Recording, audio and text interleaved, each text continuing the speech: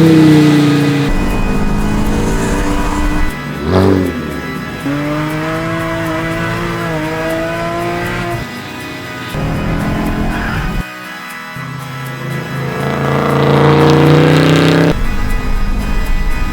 think he just blew the car up.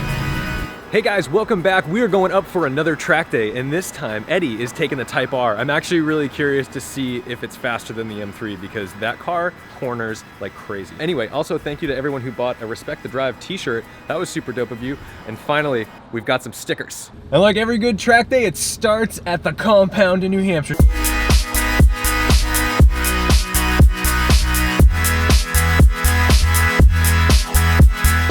Today, I'm most interested to see how my M3 compares to Eddie's Type R.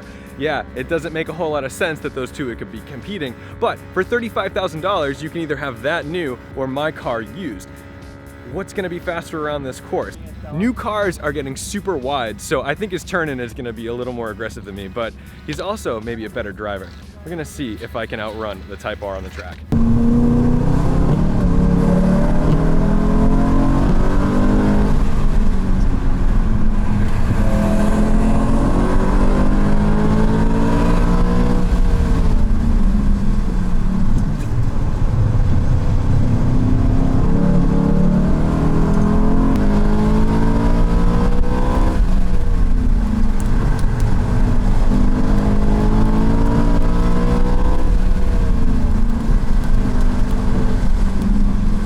Eddie and I have not been able to get a clean run between the M3 and the Type R because it's been wet and there's traffic and blah, blah, blah, blah, blah.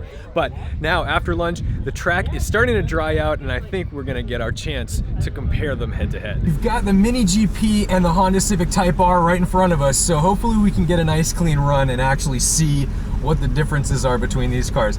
Last time we were out here, that Mini GP was a smoke show, super fast. I cannot corner like that because I'm not on our 888Rs like he is. But in the straights, the M3 starts to reel him back. I'm really curious about what's gonna happen with this Honda Civic Type R because he's on street tires, but it's also 2,900 pounds. Does that weight difference make up for the slight dearth of power? We'll find out.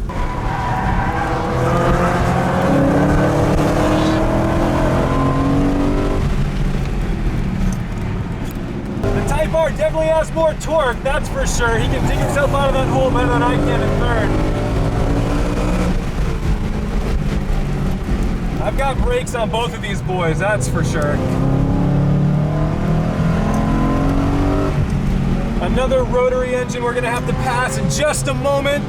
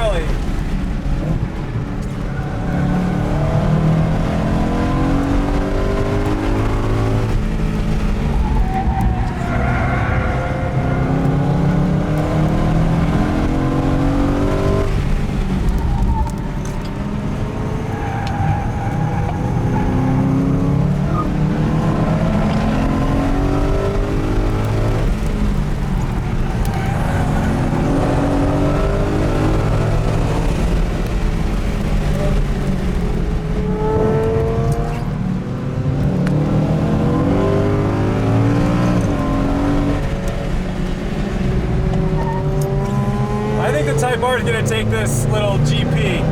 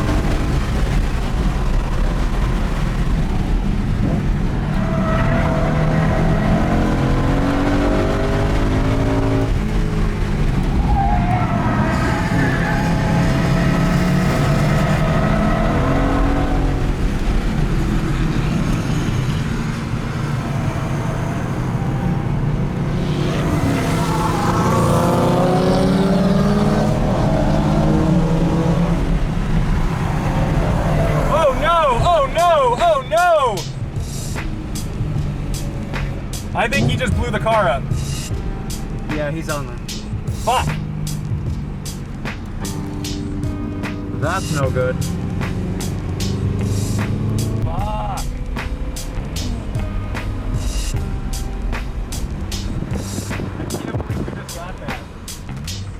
I can't believe it happened right in front of us. Like After the pass. It happened as he was passing us. Hopefully it was just something stupid. Well, he blew a coolant line or a head gasket, one or the other. Poor Drew, he was gonna go home earlier too. He decided to come out just for that.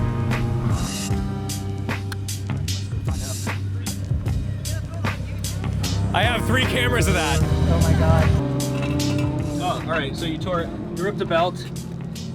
There she is. Oh, Tedward. We don't have an extra belt, and there's no AutoZone nearby, but luckily David's car, for the first time all season, is intact after a track day. So that means we can probably put that GP up on the trailer and tow it to KMC, so then it can actually get fixed.